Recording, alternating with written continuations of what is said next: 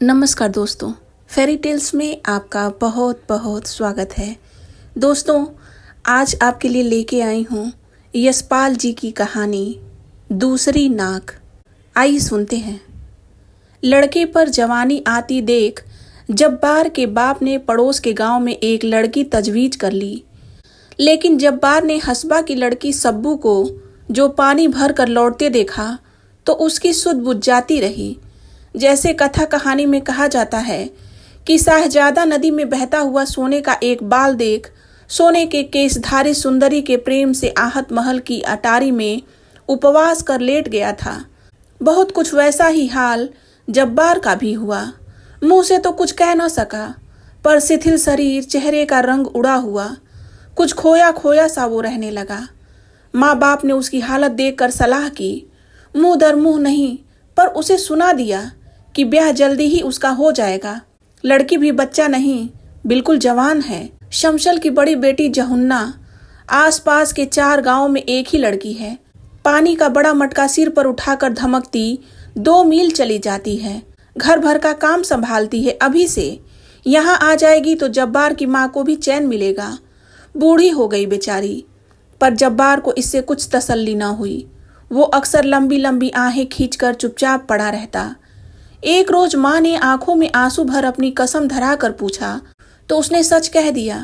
जहुन्ना की बात सुनने से भी उसने इनकार करके कहा, या तो हसबा की बेटी सब्बू, नहीं तो बस कुछ नहीं। माँ बाप ने बहुत समझाया। उसे सुनता देखते तो आपस में जहुन्ना की तारीफ और सब्बू की निंदा करने लगते। फिर जो लोग ऐसी बेशर्मी से ब्याह करते हैं उनकी कितनी निंदा होती है।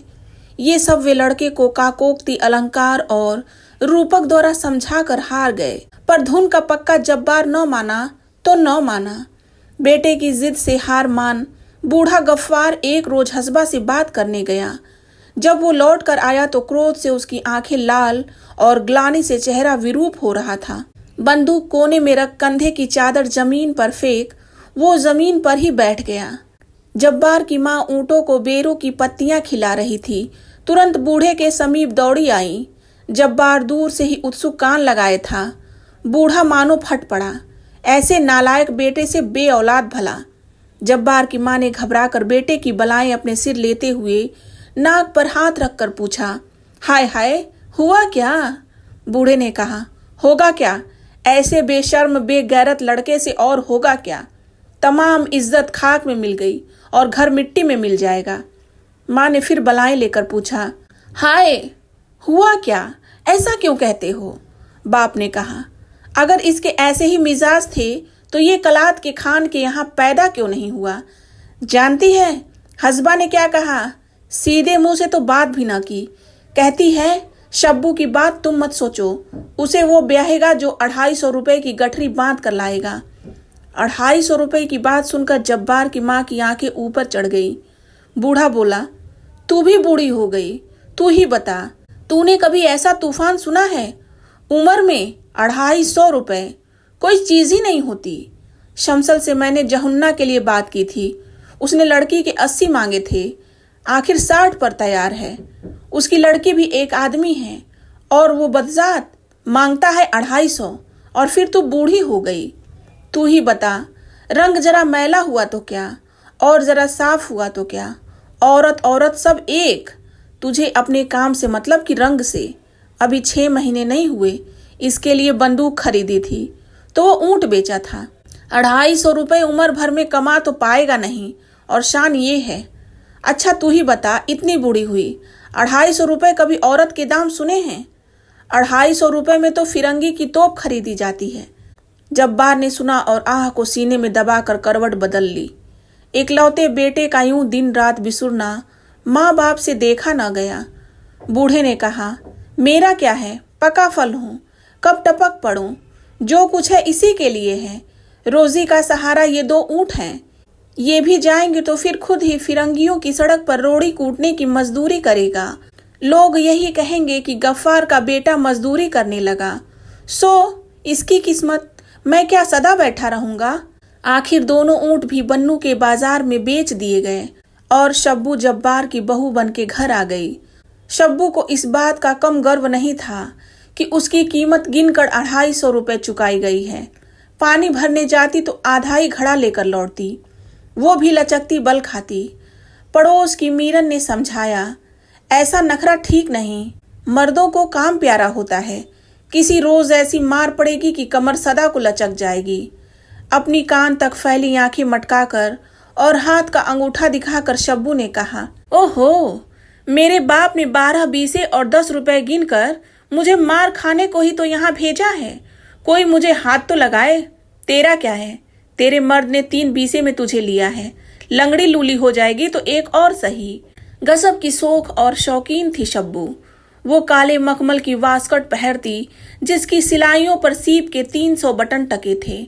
अपने बालों में मक्खन लगाती और बाहर जाने से पहले पानी का हाथ लगाकर उन्हें संवार लेती।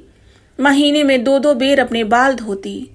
जब्बार की माँ ये सब देखती और नाक पर हाथ रख पड़ोसिन से कहती, देखो तो 250 रुपये देकर ब्याह किया, पर मुझे क्या आराम मिला। इसे तो अपने नखरों से ही छुट्टी नहीं। बूढ़े ने बेटे को समझाया, जवानी की तेरी उम्र है, कुछ कमाई अब नहीं करेगा तो कैसे निबाह होगा। यूं घर बैठा रहना क्या तुझे सुहाता है। रोजी का एक जरिया मेरे ऊंट थे, सो तेरे ब्याह में खत्म हो गए। अब भी तू कुछ नहीं करेगा तो क्या मैं परदेश जाकर मजदूरी करूंगा। मन मार कर जब्बार को कमाई करने बन्नू जाना पड़ा, लेकिन मन उसका गांव में ही रहता। पूरा सप्ताह जब्बार को बन्नू गए नहीं हुआ था कि वह शब्बू की याद से बेकल हो एक दिन आधी रात में उठ अपने गांव को चल दिया। 16 मील चलकर जब उसे उषा की अस्पष्ट लाल आभा में पहाड़ी पर अपने गांव की छतें दिखाई दी तो वो ठिठक गया। अपने गांव की क्रुद्ध मूर्ति और पड़ोसियों की लांछना के विचार ने उसके पैरों में बेड़ियां डाल दी। वो एक चट्टान पर बैठ अपने घर के दरवाजे की ओर देखने लगा। उसने सोचा, पानी भरने शब्बू निकलेगी तब वो उसे एक आंख देख सकेगा। बावड़ी पर चलकर बैठूं। शब्बू पानी भरने आएगी तो उससे 2 बातें करके लौट जाऊंगा। शब्बू पानी लेने आई तो 2 सहेलियों के साथ।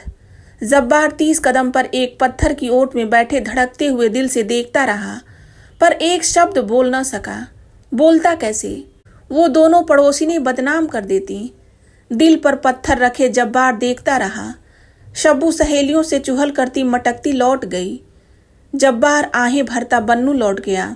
जब्बार के विरह की आग में ईर्षा का घी पड़ गया। उसने सोचा, देखो मैं यहाँ परदेश में अकेला मर रहा हूँ और वो मौज करती है, उसे मेरा जरा भी गम नहीं। औरत की जात में वफा नहीं होती। 8-10 दिन बाद ये फिर रातों रात सफर कर शब्बू को एक पलक देख सकने और एक चुंबन पा सकने की आशा में गांव की बावली पर आकर बैठ गया। परंतु वो अकेली नहीं आई, पड़ोस की 3 सहेलियों के साथ अटखेलियां करती आई। जब्बार उनकी बात को कान लगाकर सुन रहा था। मीरन ने शब्बू की ठोड़ी छूकर कहा, हाय रे तेरा नखरा, गांव के छैले तुझ पर जान दे रहे हैं, कसम तेरे सिर की। शब्बू के चेहरे पर गर्व से सुरूर छा गया।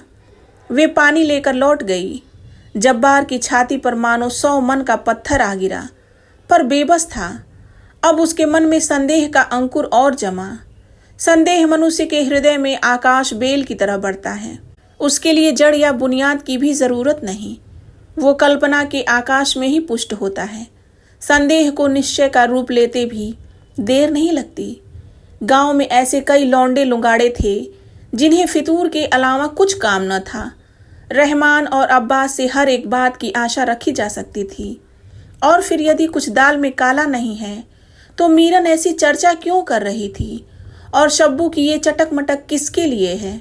देखो, उसे मेरा जरा भी गम नहीं और मैं मरा जा रहा हूँ। जब्बार लहू के घूंट पी पी कर रह जाता। उसने सोचा, रुपया कमाने के लिए ही तो वो घर से दूर यहाँ पड़ा है। यूं 8 आने 10 आने रोज में रुपया नहीं कमाया जा सकता।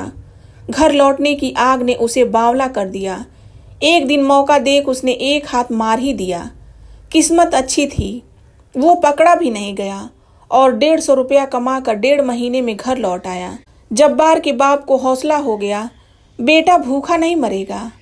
जैसे नील का दाग कपड़े को नहीं छोड़ता, वैसे ही जिस मन में संदेह एक बार प्रवेश कर जाता है उसे छोड़ता नहीं। जब्बार ने शब्बू से पूछा, क्यों? जब मैं बन्नू में था तो खूब मजे उड़ते थे। शब्बू भी निरी मजदूरी न थी। चमक कर उसने पूछा, कैसे मजे? किससे मजे उड़ते थे? जब्बार ने कहा, क्यों, गांव में क्या कम आदमी हैं? रहमान है, अब्बास है, खूब बनाव सिंगार से पानी लेने जाना होता था। क्यों? शब्बू ने कहा, मैंने कभी किसी मरे की तरफ आंख उठाकर देखा हो तो मैं मर जाऊं, नहीं मुझ पर झूठा इल्जाम लगाने वाला मर जाए। जब्बार ने तड़प कर पूछा, तू बन ठन कर अपना हुस्न दिखाने नहीं जाती थी? शब्बू ने उत्तर दिया, मैं क्यों जाऊंगी दिखाने किसी को? कोई मरा घुरा करे तो मेरा क्या कसूर?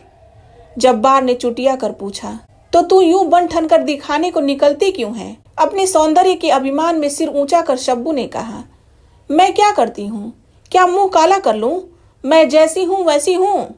जब्बार बड़े यत्न से शब्बू की चौकसी करने लगा। वो शब्बू से 100 कदम दूर पर भी आदमी देख पाता तो उसे यही संदेह होता कि वो उससे आंख लड़ा रहा है। कुछ दिन में उसका खाना पीना हराम हो गया। किसी मुसाफिर को गांव से गुजरते देखकर भी उसे ये शंका होती कि संभव है शब्बू के रूप की ख्याति सुनकर ही ये आदमी बहाने से इधर आया है। सारा गांव उसे शब्बू के पीछे पागल दिखाई पड़ने लगा। एक रात जब्बार ने शब्बू से पूछा, आज तू बाहर से लौट रही थी, तब राह में मुस्कुरा क्यों रही थी? उत्तर में शब्बू ने पूछा, मैं कहाँ मुस्कुरा रही थी? जब्बार ने कहा, और वे सब आदमी खड़े हुए क्यों देख रहे थे? अपने रूप की महिमा के संकेत से पुलकित होकर शब्बू ने उपेक्षा से उत्तर दिया, मैं क्या जानूं?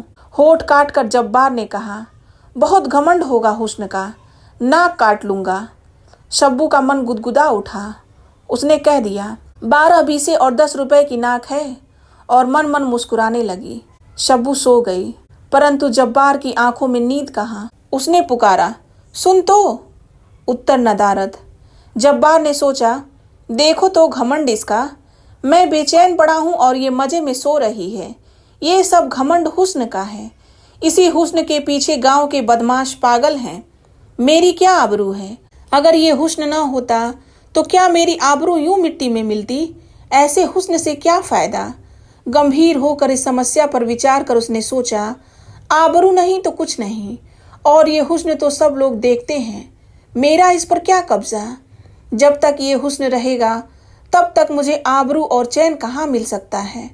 रात के सन्नाटे में जो विचार उठते हैं वे बहुत उग्र होते हैं। दिन की तरह उस समय विचारों को बाधित करने वाली सैकड़ों उलझने नहीं रहती। इसलिए भक्त समाधि रात में लगाते हैं, कातिल कत्ल रात में करते हैं, और चोर चोरी रात में करते हैं, और विरही भी रात में ही पागल हो उठते हैं।